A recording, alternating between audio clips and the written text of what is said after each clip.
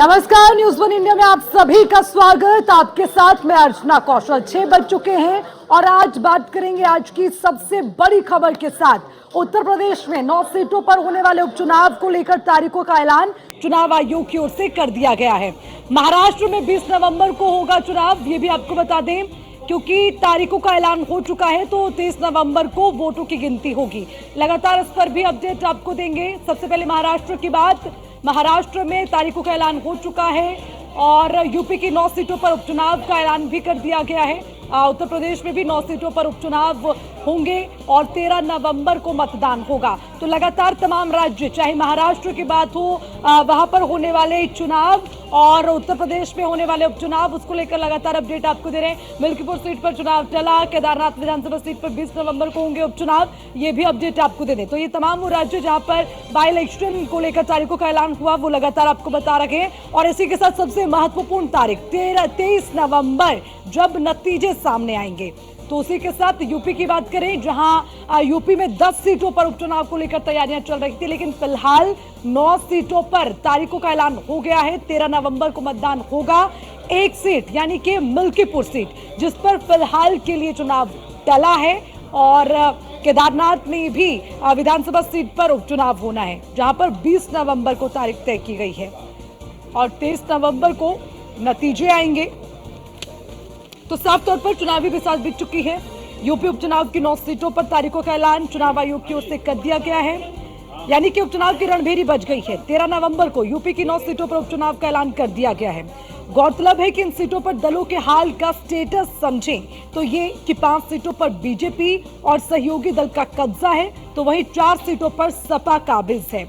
बहरहाल मिल्कीपुर सीट के चुनावी ऐलान न होने के कारण विपक्ष को एक बार फिर से सियासी फिजा गर्म करनी होगी। एक बार फिर से सरकारी मशीनरी पर निशाना साधा जाएगा।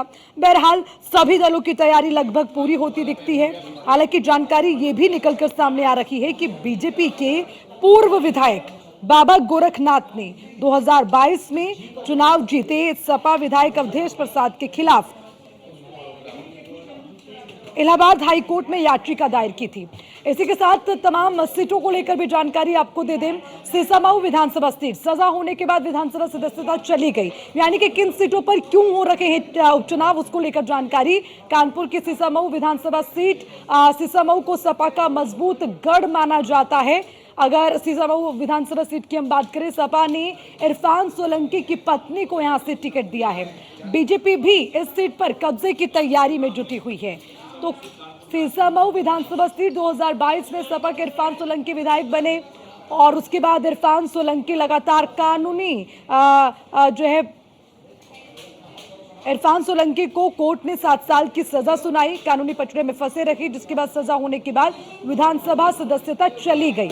यही कारण है कि अब यहां पर उपचुनाव हो रखे हैं, तो ये सीट खाली हो गई है और अब कानपुर की सीसामऊ को सपा का मजबूत गढ़ भी माना जाता है। अब देखना ये होगा कि सपा ने यहाँ पर जिसे टिकट दिया, यानी कि इरफान सोलंकी की पत्नी को, तो क्या वो भी जिस तरह से उन्होंने वहां पर जीत हासिल की थी वैसा ही प्रदर्शन कर पाएंगे, ये देखना बेहद दिलचस्प होगा।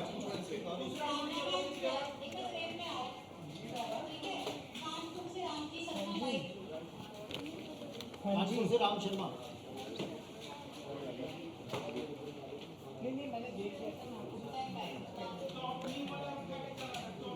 तो इसी के साथ ज्यादा जानकारी लेंगे हमारे संवाददाता रामपुर से रामजी शर्मा हमारे साथ जुड़ गए हैं। और राम जी, आपसे समझना चाहेंगे, देखिए अब जो उपचुनाव होने हैं, तारीख का ऐलान हो गया है, अब जो जरूरत है समझने की, वो हर सीट पर चुनावी समीकरण क्या बैठते हैं, तैयारियां कैसी होती हैं, ये समझना जरूरी है। तो इस सीट पर आपसे जानकारी लेना चाहेंगे। देखिए, मैं आपको बता दूं कि उत्तर प्रदेश अगर कानपुर के अगर सीसामऊ सीट की बात करें तो ये सीट काफी हॉट सीट मानी जाती है। ऐसे में लगातार इस सीट पर समाजवादी पार्टी का कब्जा रहा है।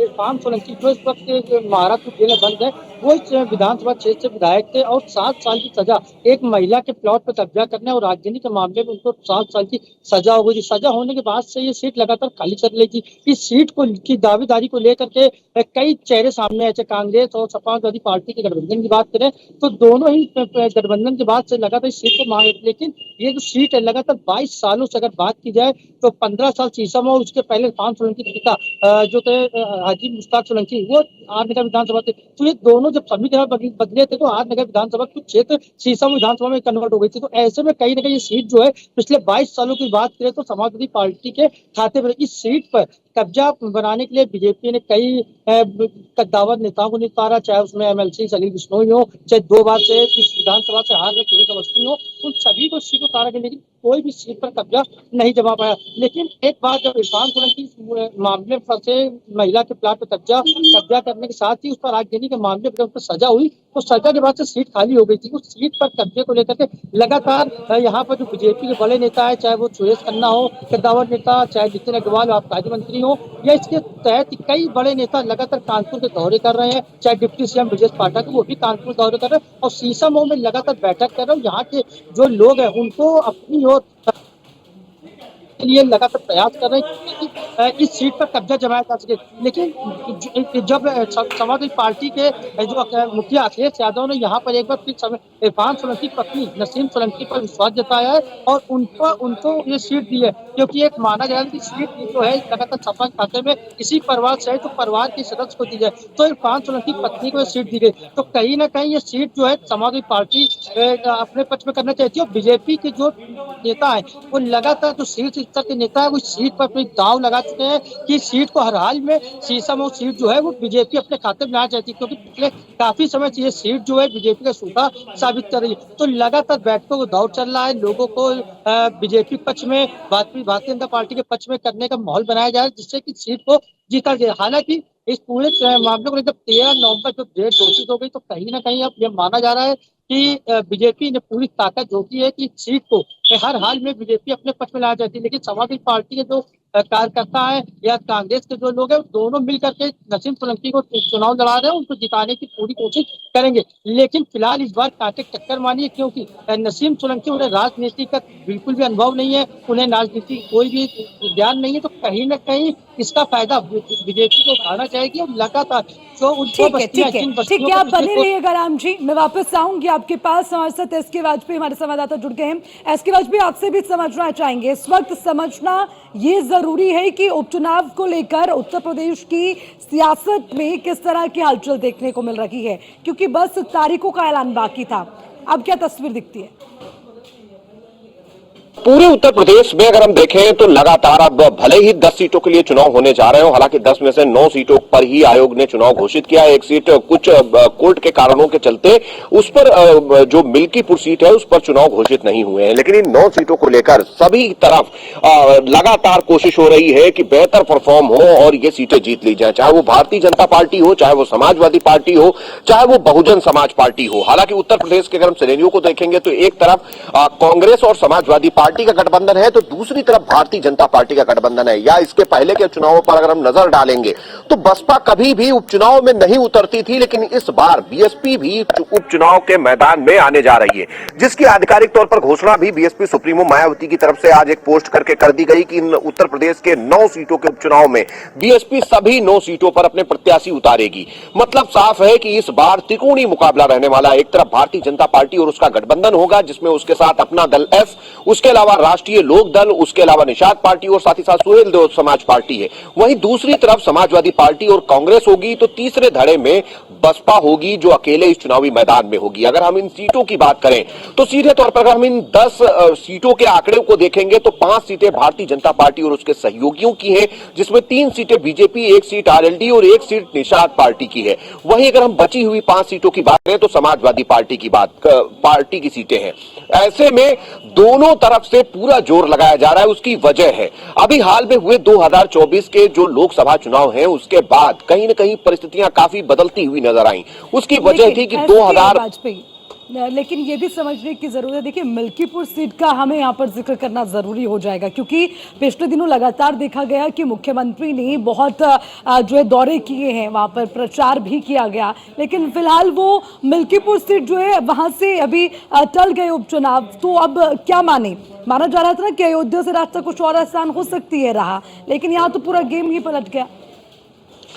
बिल्कुल, अयोध्या की सीट काफी महत्वपूर्ण है, क्योंकि अयोध्या की मिल्कीपुर सीट में 2 चीजें हैं। एक तो भगवान राम की नगरी से आती है और भारतीय जनता पार्टी ने काफी कुछ हम कहें कि इस सीट को लेकर काफी प्रयास किए हैं। उसकी वजह है कि 2024 के लोकसभा चुनाव में बीजेपी अयोध्या की लोकसभा सीट नहीं जीत पाई, तो ऐसे में मिल्कीपुर सीट जीतना बीजेपी के लिए ज्यादा जरूरी है एक मैसेज देने के लिए, और सीधे तौर पर भारतीय जनता पार्टी उसको लेकर कोशिश कर रही है।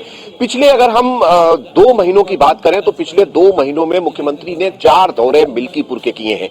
बड़े पैमाने पर शिलान्यास और लोकार्पण हुए हैं, बड़े पैमाने पर रोजगार मेले किए गए हैं, जिसके जरिए से मुख्यमंत्री कोशिश कर रहे हैं कि इस सीट में जो भी लोगों की नाराजगी है वो दूर की जाए। दूसरी चीज ये है कि ये सीट लगातार अगर हम देखें तो अवधेश प्रसाद के कब्जे में रही, उनकी काफी प्रभाव वाली सीट मानी जाती है और समाजवादी पार्टी के तौर पर यह सीट देखी जाती रही है। हालांकि इस पर कमल खिलाना है, चूंकि एक सीट अयोध्या से आती है और 2024 के डेंट को इस सीट के जरिए खत्म करना है, जिसको लेकर बीजेपी कोई कोर कसर नहीं छोड़ना चाहती। हालांकि अभी भले ही इस सीट को लेकर चुनाव की घोषणा ना हुई हो, लेकिन दोनों तरफ से तैयारियां पूरी हैं। एक तरफ समाजवादी पार्टी को 2024 में मिली जीत को बरकरार रखने, उस मैसेज को कहीं न कहीं अपने कार्यकर्ताओं में कन्वे करने, जो कार्यकर्ताओं के अंदर एक उत्साह समाजवादी पार्टी और कांग्रेस के दिख रहा है, वो बनाए रखने के लिए इस उपचुनाव में बेहतर परफॉर्म करना जरूरी है। दूसरी एक और वजह भी है कि इन 10 में से 5 सीटें अकेले समाजवादी पार्टी की हैं, तो ऐसे में सपा के लिए ज्यादा चुनौती होगी कि पहली चीज की वो 2024 की जीत को बरकरार रखते हुए इस बार भी बेहतर परफॉर्म करें। दूसरी चीज ये होगी कि कम से कम अपनी 5 सीटें जो सपा के गढ़ की हैं, चाहे वो करहल हो, चाहे वो कटहरी हो, चाहे वो मिल्कीपुर हो, इन सीटों को बचाए रखा जाए।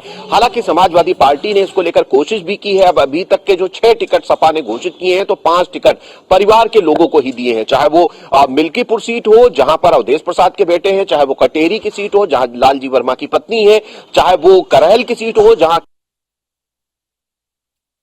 से बात का रुख करते हैं। जितेंद्र हमारे संवाददाता हमारे साथ जुड़े हुए। जितेंद्र, आपसे समझना चाहेंगे, देखिए हर सीट अब कई मायनों में अहम हो जाती है। अगर गाजियाबाद सीट की हम बात करें तो उसको देखते हुए क्या समीकरण बैठते हैं, और अब क्योंकि तारीखों का भी ऐलान हो गया है तो वहां पर किस तरह से हर राजनीतिक दल, खासकर सपा और बीजेपी के लिए राह कैसी दिखती है?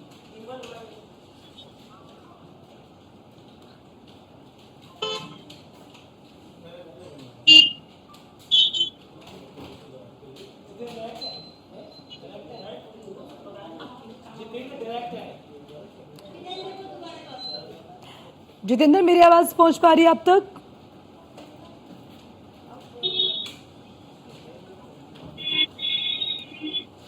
चलिए दोबारा संपर्क करेंगे, लेकिन लगातार अपडेट भी आपको दे रखे हैं। सचिन जौहरी मुजफ्फरनगर, और सचिन जौहरी हमारे संवाददाता मुजफ्फरनगर से हमारे साथ जुड़े हुए। सचिन, आपसे समझना चाहेंगे अभी के उपचुनाव में किस तरह की तैयारी हर सीट पर है, ये बहुत महत्वपूर्ण है, और हर राजनीतिक दल, चाहे वो बीजेपी हो, समाजवादी पार्टी हो, बसपा हो, उनके लिए क्या समीकरण बैठते नजर आते हैं, क्योंकि अब तारीखों का ऐलान हो गया, समय बेहद कम है, जरा समझाइए।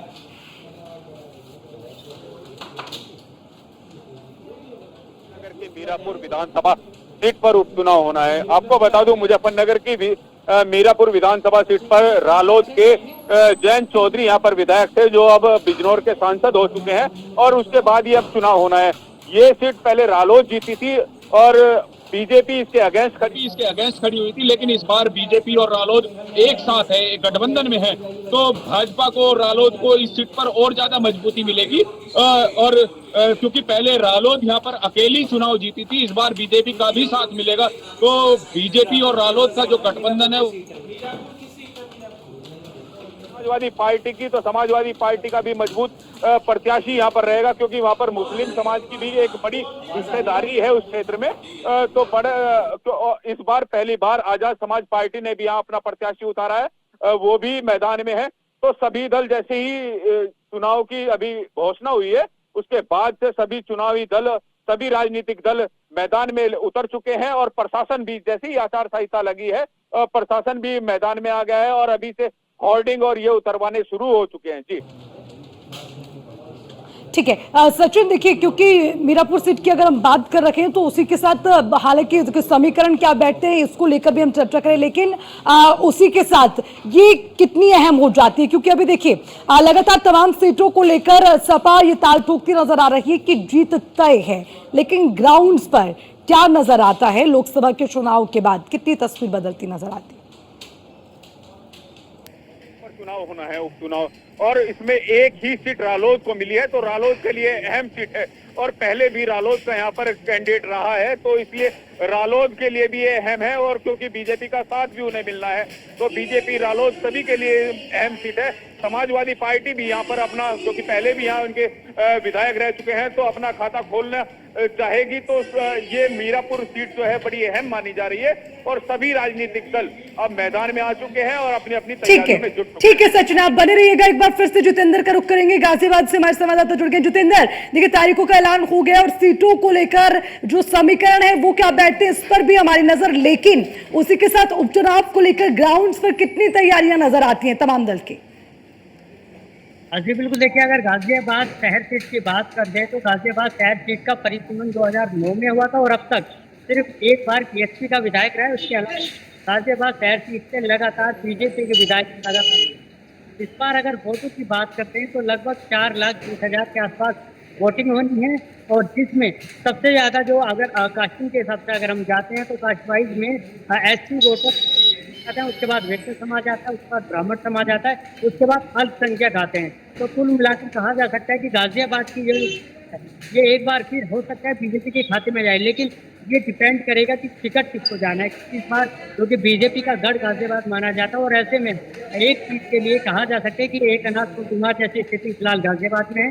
टिकट किसका कंफर्म होगा फिलहाल ये नहीं कहा जा सकता, लेकिन कई बड़े ऐसे टिकट बीजेपी के कार्यकर्ता हैं जो इस टिकट को लेना चाहते हैं और लगातार लाइन में भी हैं। जी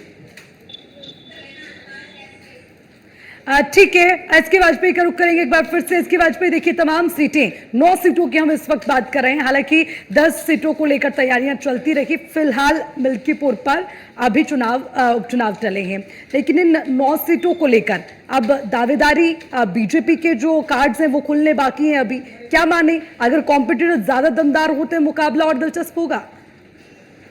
बिल्कुल निश्चित तौर पर हम देखें तो भारतीय जनता पार्टी इस बार काफी कुछ रणनीति के तहत आगे बढ़ रही है। उसकी वजह है कि 2024 में उत्तर प्रदेश में भारतीय जनता पार्टी का परफॉर्मेंस, यही एक वजह है कि इस बार बीजेपी ने जिलों से प्रत्याशियों का पैनल मंगाया। 10-10 प्रत्याशियों का पैनल उन संबंधित जिलों से भेजा गया जहां जहां चुनाव थे। मतलब अगर हम मिल्कीपुर की बात करेंगे तो अयोध्या से 10, अगर हम मैनपुरी की बात करेंगे तो करहल के लिए 10 प्रत्याशी।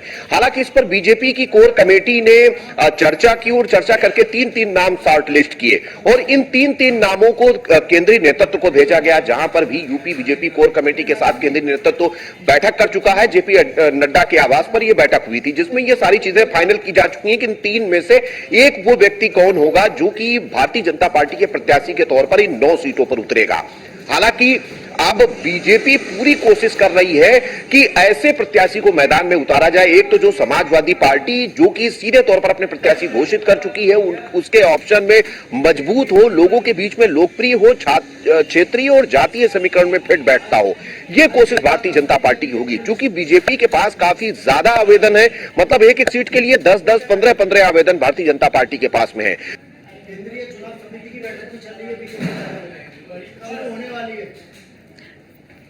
बीजेपी प्रत्याशियों की सूची घोषित करेगी, तो निश्चित है कि अब बीजेपी जल्द ही एक बार अपने पत्ते खोलेगी और उन सभी चीजों को ध्यान में रखते हुए ही बीजेपी ने अपने प्रत्याशियों का चयन किया है जो कि बीजेपी के लिए ये सीट जीत सकते हो, जो कि बीजेपी की परफॉर्मेंस को बेहतर बना सकते हो। हालांकि इसको लेकर संगठन और सरकार अपने स्तर पर तैयारी कर रहे हैं। संगठनात्मक बैठकें लगातार चल रही हैं, जिसमें चाहे वो प्रदेश अध्यक्ष भूपेंद्र चौधरी हो, संगठन महामंत्री धर्मपाल सिंह हो या बीएल संतोष भी लखनऊ में आकर बैठक कर चुके हैं। तो ऐसे में एक तरफ संगठन का कार्य चल रहा है तो दूसरी तरफ मुख्यमंत्री योगी आदित्यनाथ खुद कमान संभाले हुए हैं। लगातार वो प्रदेश के जो ऐसे जिले हैं जहां पर उपचुनाव है उनके दौरे कर रहे हैं, वहां पर कार्यक्रम कर रहे हैं और अभी तक विपक्ष की तरफ से प्रत्याशी घोषित करने के अलावा बहुत ज्यादा तैयारियां नहीं दिखाई दे रही हैं। हालांकि विपक्ष कोशिश जरूर करेगा कि अपनी सीटों को बचाया जाए और भारतीय जनता पार्टी के खेमे की सीटों में भी कहीं न कहीं सेंधमारी की जाए, लेकिन बीजेपी की प्रदेश से लेकर केंद्र तक सरकार है और हमेशा उपचुनावों पर सरकार का प्रभाव रहता है और रहा है। तो ये एक बड़ी वजह बीजेपी के लिए थोड़ा प्लस पॉइंट होगी कि बीजेपी इन 10 सीटों पर बेहतर परफॉर्म कर सके अपने सहयोगियों के साथ। हालांकि अब तस्वीर जल्द ही साफ होगी जब बीजेपी अपने सूची घोषित करेगी, अपने प्रत्याशी जो चयनित किए हैं उनके नाम डिस्क्लोज करेगी, तो उसके बाद ये सारी चीजें साफ होती हुई नजर आएंगी। लेकिन एक बात जरूर है कि बीजेपी काफी तैयारियों में अपने प्रतिद्वंदियों से आगे चल रही है, चाहे वो समाजवादी पार्टी हो या कांग्रेस हो या फिर बसपा। जी